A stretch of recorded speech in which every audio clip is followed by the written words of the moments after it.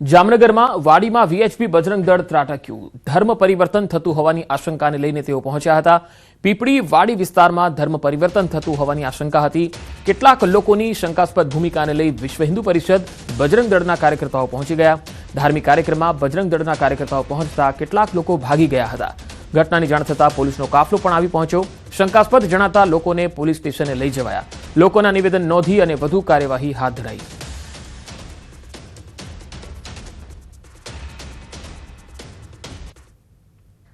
જામનગરના પીપળીમાં મોડી રાત્રે વિશ્વ હિન્દુ પરિષદ બજરંગ દળ દ્વારા જે પ્રકારે બાઇબલ લઈ અને ધર્મ પરિવર્તન થતી હોવાની બાતમીને લઈને ઉહાપો મચ્યો હતો અને જે પ્રકારના દ્રશ્ય આપ જોઈ રહ્યા છો, મોડી રાત્રે મોટી સંખ્યામાં લોકો અહીં એકત્ર થઈ ગયા હતા। હાલ પોલીસ છે તે પહોંચી છે અને હાલ જે લોકો છે તે લોકોને પણ લઈ જવામાં આવી રહ્યા છે। જે પ્રકારની વાત કરવામાં આવે, હાલ જે પ્રકારે ધર્મ પરિવર્તનની જે નાતાલની રાત્રિએ જ કાર્યવાહી થતી હતી ત્યારે જ વિશ્વ હિન્દુ પરિષદ બજરંગ દળના કાર્યકર્તાઓ ત્રાટક્યા હતા અને જે પ્રકારે તેમની પાસેથી જે અલગ અલગ જે લોકો છે તે લોકો કંઈક ધર્મ પરિવર્તન કરતા હોવાની બાતમી હતી તેને લઈને રેડ પાડવામાં આવી હતી। ત્યારે વિશ્વ હિન્દુ પરિષદ બજરંગ દળ ત્રાટકતા હાલ પોલીસ આવી છે અને તમામ લોકોને કોર્ડન કરીને લઈ જઈ રહી છે। કિંજલ કાસરિયા, ન્યૂઝ ગુજરાતી, જામનગર। રાજકોટમાં સગા ભાઈઓ વચ્ચે લોહિયાળ ધીંગાણું થયું। નશાની હાલતમાં નાના ભાઈ પર હુમલો કરી દીધો। બે મોટા ભાઈઓએ નાના ભાઈ પર હુમલો કર્યો। સામાન્ય બોલાચાલી બાદ લાકડી વડે માર માર્યો। નાનો ભાઈ લોહીલુહાણ થતા સારવાર હેઠળ છે। ધોરાજીના સુપેડી રોડ પરનો આ બનાવ। પોલીસે ઘટના સ્થળે પહોંચી અને કાર્યવાહી હાથ ધરી છે। અમે ચાર ભાઈઓ હતા, એમાં આપણે કાંઈ હું કાંઈ બોલ્યો નથી। હું એને વાદળમાં તો મારા બે ભાઈ મોટા હે ને એને આને માર્યું। શેનેથી માર્યું? લાકડીએથી માર્યું। ક્યાં કારણોસર ભાઈ? આપણે ચૂના ભઠ્ઠીએ જાનમે રોડ। બાજવાનું કારણ શું? બાજવાનું કારણ એમાં કે આ ભાઈ પીને આવ્યો હતો અને ઓલા બે પીધેલા હતા। બે ભાઈ પીધેલા હતા અને આ ભાઈ પીને આવ્યો। પછી એમાંથી કંઈક રામણ થઈ આ ભાઈ પછી એમાંથી કંઈ બોલતો નતો, ઓલા ભાઈ એમાંથી ઉપડ્યા આ ભાઈ પછી એની માથે લાકડીના ઘા કર્યા। સસ્તા સોનાની લાલચ આપે તો ફસાતા નહીં, કારણ કે ભુજમાં બન્યો છે ચોંકાવનારો બનાવ। 1 કિલો સોનાની લાલચ આપી 28 લાખની ઠગાઈ થઈ। સસ્તા સોનાની લાલચમાં ઠગાઈ થઈ અને ભુજમાં ખળભળાટ મચાવી દીધો છે।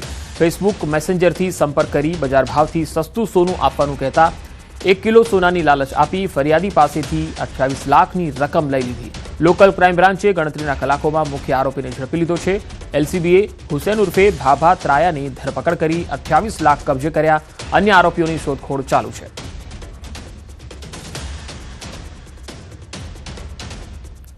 દાહોદમાં ઉત્તરાયણ પહેલા મોતનો સામાન ઝડપાયો। પ્રતિબંધિત ચાઇનીઝ દોરી પકડાઈ। ચાઇનીઝ દોરી તુક્કલ ઝડપાયા છે।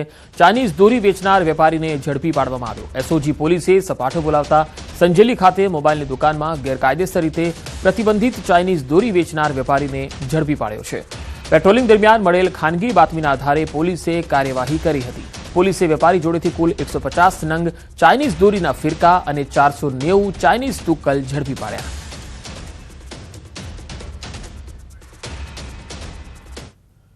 મકર સંક્રાંતિ પહેલા પ્રતિબંધિત ચાઇનીઝ દોરીનો જથ્થો ઝડપાયો છે। માલવણ સુરેન્દ્રનગર રોડ પરથી ગેરકાયદે ચાઇનીઝ દોરીના જથ્થા સાથે એક શખ્સ ઝડપાયો। એસઓજીએ બાતમીના આધારે કાર્યવાહી કરી। એસઓજીએ આરોપી પાસેથી પ્રતિબંધિત ચાઇનીઝ દોરીની 46 રીલ કબજે કરી છે।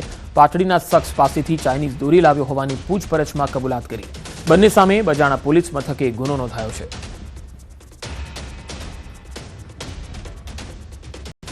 એસઓજીએ હાલ કાર્યવાહી કરી છે। બે લોકો સામે બજાણા પોલીસ મથકે ગુનો નોંધાયો છે। બે અલગ અલગ તસવીરો તમે જોઈ શકો છો। પહેલી તસવીર દાહોદની છે અને બીજી તસવીર સુરેન્દ્રનગર। દાહોદમાં ચાઇનીઝ દોરી પકડાઈ છે અને મુદ્દામાલ સાથે એક આરોપીને પણ પકડ્યો છે, તો બીજી તરફ સુરેન્દ્રનગરમાં પણ ચાઇનીઝ દોરી ને વેચતો એક શખ્સ પકડાયો છે અને તેને જેટલી પણ ચાઇનીઝ દોરીની રીલ હતી એ પણ કબજે કરવામાં આવી છે।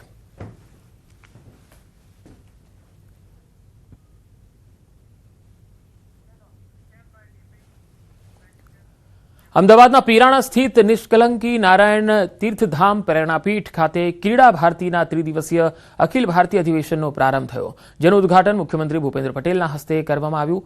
રાષ્ટ્રીય અધિવેશનમાં ક્રીડા ભારતીના અધ્યક્ષ ગોપાલ સૈની અને મધ્યપ્રદેશ સરકારના મંત્રી તેમજ કાર્યાધ્યક્ષ ચેતન કશ્યપ સહિત 27 રાજ્યોના કાર્યકર્તાઓ ઉપસ્થિત રહ્યા। આ પ્રસંગે મુખ્યમંત્રીએ જણાવ્યું કે અમદાવાદમાં આ રાષ્ટ્રીય અધિવેશનનું આયોજન સોનામાં સુગંધ ભળવા સમાન છે। ક્રીડા ભારતી રમતગમતની સાથે ભારતીય સંસ્કૃતિ અને સંસ્કારોથી જોડાયેલા ખેલાડીઓ તૈયાર કરવાનું ઉમદા કાર્ય કરે છે। ક્રીડા ભારતી દ્વારા દર 3 વર્ષે રાષ્ટ્રીય અધિવેશન થાય છે અને આ અધિવેશનના સમાપન સત્રમાં ડેપ્યુટી સીએમ હર્ષ સંઘવી અને કેન્દ્રીય મંત્રી મનસુખ માંડવિયા ઉપસ્થિત રહેશે. તો ક્રીડા ભારતી દ્વારા અખિલ ભારતીય અધિવેશન ઉદ્ઘાટન સત્રમાં મુખ્યમંત્રી ભૂપેન્દ્ર પટેલ ઉપસ્થિત રહ્યા હતા. તેમણે સંબોધન પણ કર્યું હતું. આજથી આ ત્રિદિવસીય અધિવેશનનો શુભારંભ થયો છે. ત્રીજા દિવસે ડેપ્યુટી સીએમ હર્ષ સંઘવી અને મનસુખ માંડવિયા પણ ઉપસ્થિત રહેશે. આ અધિવેશનમાં 27 રાજ્યના કાર્યકર્તાઓ પણ ઉપસ્થિત છે. ક્રીડા ભારતીનું આ અધિવેશન ગુજરાતમાં યોજાયું તે સોનામાં સુગંધ ભર્યા બન્યું. આ અવસર દેશ અને ખાસ કરીને ગુજરાતના સ્પોર્ટ્સ સેક્ટરની નવી દિશા આપનારો બની રહેવાનો છે. આદરણીય મોદી સાહેબે સ્વતંત્રતાના દિવસે લાલ કિલ્લાની પ્રાચીરથી કહ્યું હતું કે જીવનના દરેક ક્ષેત્રમાં વિકાસ થવો જોઈએ અને વિકાસ માટે ખેલકૂદ રમતગમતનું પણ મહત્વ છે. ક્રીડા ભારતી પણ ભારતીય સંસ્કૃતિમાં વણાયેલી આવી અનેકો રમતોના સંરક્ષણ માટે રમતગમત દ્વારા રાષ્ટ્ર નિર્માણમાં યોગદાન આપી રહી છે. પરંપરાગત રમતો દ્વારા યુવાનો આપણી સંસ્કૃતિ સાથે જોડાય તે ખૂબ જરૂરી છે. બાલ્ય અવસ્થાથી શિસ્ત, નૈતિકતા, સંયમ, સમર્પણ અને દેશ પ્રેમના સંસ્કાર સિંચનથી માત્ર ખેલાડીઓ નહીં પરંતુ સંસ્કૃતિ સાથે જોડાયેલા ભાવિ નાગરિકો તૈયાર કરવાનું કામ ક્રીડા ભારતી કરે છે.